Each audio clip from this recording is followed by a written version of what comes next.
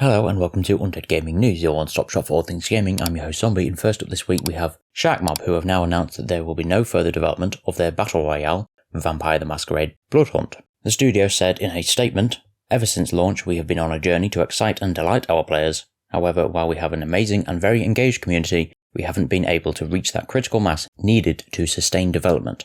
This has led us to the decision to stop further development of Bloodhunt." The good news though is that Sharkmob intends to keep the servers online for as long as they have an active player base and community, and they're going to be making changes to help keep the game interesting for players, including a new in-game voting system to regularly unlock new things and keep Bloodhunt fresh. Details on what exactly that means will be announced ahead of the release of the next patch for Bloodhunt, which aside from necessary bits of maintenance, will be its last. Real money purchases are expected to also be switched off on September the 26th, and in lieu of that, Sharkmob will make tokens easier to earn through gameplay, so that players can continue to pick up cosmetics. In other news though, we have Roots of Pacha, which is an indie farming simulator similar to the likes of Stardew Valley, as it's now been delisted from Steam due to an ongoing dispute between the game's developer Sodaden and its publisher Critevo. Both have released statements holding the other party accountable, with the developer stating they worked hard to resolve their dispute with Critevo internally. The developer claims that Critevo approached Valve and authorised them to remove Roots of Pacha from Steam, without the developer's consent. Critevo then responded a few hours later with their own statement to allege that Sodaden attempted to back out of their contract shortly after launch, effectively terminating a 3-year collaboration on the game, and disregarding prior revenue sharing terms. Regarding the game's delisting, Critevo states, per Valve's policy, if there's a dispute between parties they remove the page until the dispute is resolved, which is certainly something we've seen many times before. However, in other news, we have Hawken, as it's now coming back to PC. 5 years after the first game switched off the servers for its PC version, Hawken Reborn is going to be a free-to-play revitalisation of the long and beloved mech combat franchise from 505 Games, and it's available on Steam right now. While the original Hawken was a multiplayer PvP that saw you pilot your 20-foot steel contraptions across a variety of game modes, Hawken Reborn is purely a single-player experience with a co-op multiplayer mode planned for a later date. According to senior producer Brian Decker, the shift to single player is to lower the barrier to entry a little bit with people who might see a PvP game and get discouraged, just because they think they don't have the skill set needed to come in. And with Hawken Reborn being free to play, it does include microtransactions. In the form of the crafting and upgrade system, your new mech's weapons and other enhancements have to be crafted from schematics, which is a process that requires materials that you'll gain during combat or if you buy them with real money. There won't be any loot boxes in the game though. As game director Luigi Fusco said, the foundational philosophy of the game's monetization system was based on the premise of anything that a player can purchase using real money, they must be able to play towards, resulting in no gambling aspect to the microtransactions. And so far, nothing is locked behind a paywall. You still have a way to earn everything that can also be bought. In other news though, Amazon Games is partnering with Embracer Group and Middle-earth Enterprises to create a new Lord of the Rings MMO. It will enter a market that already has a popular and well-established Lord of the Rings MMO, Standing Stone's Lord of the Rings Online, as it's still out there and gets new updates, so Amazon's new MMO will be in direct competition with that one. Amazon's game will be an open-world MMO adventure set in a persistent Middle-earth. It will be based specifically on the Hobbit and Lord of the Rings trilogy of books, not the films or any other adaptations. It's also not going to be connected to or associated with Amazon's Ring of Power TV series. Amazon Games Orange County, which is the team behind New World, is going to be leading the development on this MMO. Amazon Games is not saying much yet about the game, only confirming that it's going to be a AAA title and that it's in the early stages of production, and that the game will be coming to PC and consoles. More details will be announced later. Of course, this is not the first time Amazon had a Lord of the Rings MMO in production, as they were already working with Middle-earth Enterprises and a Chinese development team, but the project was abruptly cancelled in 2021 after the development team got sold to Tencent, which apparently made things very complicated, so Amazon simply cut ties with them.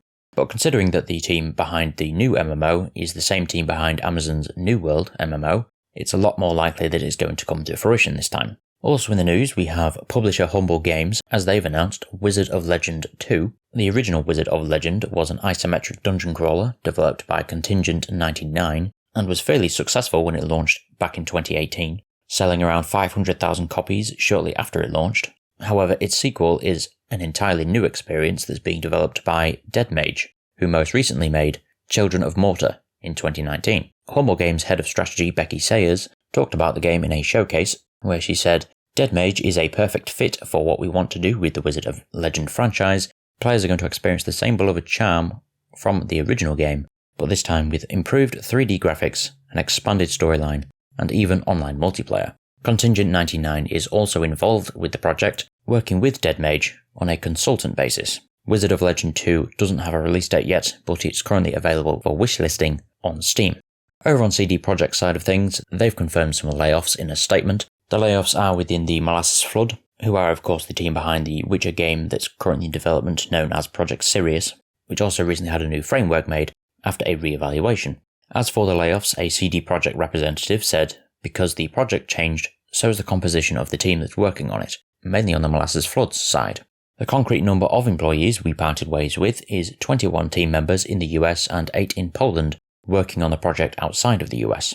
CD Projekt declined further comment, but 29 employees may sound like a small amount, but when you consider that the Molasses Flood team had 60 plus people working on Project Sirius when it was revealed last year, those layoffs will have a much bigger impact, as it's obviously a relatively small studio. But they're not the only ones hit with layoffs, as several now ex-employees of Deviation Games have announced their departure on social media. Deviation Games is one of the many studios backed by PlayStation, and in September of last year, one of Deviation Games' co-founders, Chief Creative Officer, Jason Blundell, left the studio. Deviation was reportedly over 100 strong in 2021 when it signed the deal with Sony. It's unclear the exact amount of employees that have been laid off at Deviation Games, but the studio is developing an original IP which will be published by Sony Interactive Entertainment. In other news though, Riot Games is going to be paying out over $100 million to 1,548 women who were employed by Riot Games, as part of a previously announced settlement in a 2018 class action lawsuit about gender discrimination. The new details come from a new filing by Rust Consulting, which outlines the nature of a late 2021 settlement agreed to by Riot, under which Riot will make initial payments of between $2,500 and $5,000 to women who worked there, with an additional sum based on role and tenure that could rise up to $156,056. 7 women in the suit chose to opt out of the settlement though, and the payments will mark an end to the class action lawsuit. The lawsuit alleged systematic sexism and gender-based discrimination at the studio. Riot commissioned its own investigation of the claims prior to the settlement, and said at the time this showed gender discrimination in pay or promotion, sexual harassment, and retaliation are not systemic issues at Riot, but also that some rioters have had some experiences that did not live up to our values or culture. Since the lawsuit happened, Riot has announced various initiatives, including hiring a chief diversity officer, various internal reports, and plans into its workplace culture, and have been releasing annual diversity and inclusion reports to show their progress. Last month, for example, they published the report for 2022, in which the company states that women now account for 27.5% of their staff and 25.9% of their leadership staff. Both figures mark an increase from 24% and 20% respectively in 2020. But there was also another lawsuit that was launched against Riot in 2019, and more specifically against CEO Nicolo Laurent. Former employee Sharon O'Donnell worked as Laurent's executive assistant until she was fired in July of 2020, and the lawsuit contained various allegations of inappropriate and sexually suggestive behaviour. An internal investigation by Riot concluded that there was no evidence that Laurent harassed, discriminated or retaliated against Sharon O'Donnell. It's unclear whether that suit continues or has been settled outside of court. However, aside from all of this, Riot Games have now announced a new CEO for the company, in the form of Dylan Jager, who joined the company as Chief Financial Officer in 2011, became Chief Operating Officer in 2014, and President of the company in 2017. Dylan and Laurent will both be working together over the next few months as Dylan transitions into the new role. Laurent says he will not be joining another company and will continue to work for Riot in an advisory capacity. He does not address any of the various suits brought against the company during his tenure. As for our final story this week, the European Commission has approved Microsoft's proposed acquisition of Activision Blizzard. The approval is conditional on Microsoft fully complying with several commitments related to the cloud gaming market. The EU's investigation into the deal indicated that it would not harm rival consoles and rival multi-game subscription services, but that it could harm competition in the distribution of games via cloud game streaming services, and in the supply of PC operating systems. To address the competition concerns identified by the Commission, Microsoft offered the following licensing commitments. with a 10-year duration. A free license to consumers in the European Economic Area that would allow them to stream via any cloud game streaming service of their choice, all current and future Activision Blizzard PC and console games for which they have a license, a corresponding free license to cloud game streaming service providers to allow European Economic Area-based gamers to stream any Activision Blizzard PC and console games. Under supervision of the Commission, an independent trustee will be monitoring the implementation of these remedies. The Commission said in a statement, "These licenses will ensure that gamers that have purchased one or more Activision game on PC or console store, or that have subscribed to a multi-game subscription service that includes Activision games, have the right to stream those games with any cloud game streaming service of their choice, and play them on any device, using any operating system." The commitments fully address the competition concerns identified by the Commission and represent a significant improvement for cloud gaming as compared to the current situation. And responding to the announcement, Microsoft President Brad Smith said, "The European Commission has required Microsoft to license popular Activision Blizzard games automatically to competing cloud gaming services. This will apply globally, and will empower millions of consumers worldwide to play these games on any device they choose." Also weighing in on the announcement was Sarah Cardell, CEO of the UK Competition and Markets Authority, who last month said it was preventing the deal due to concerns about its impact on the future of the cloud gaming market.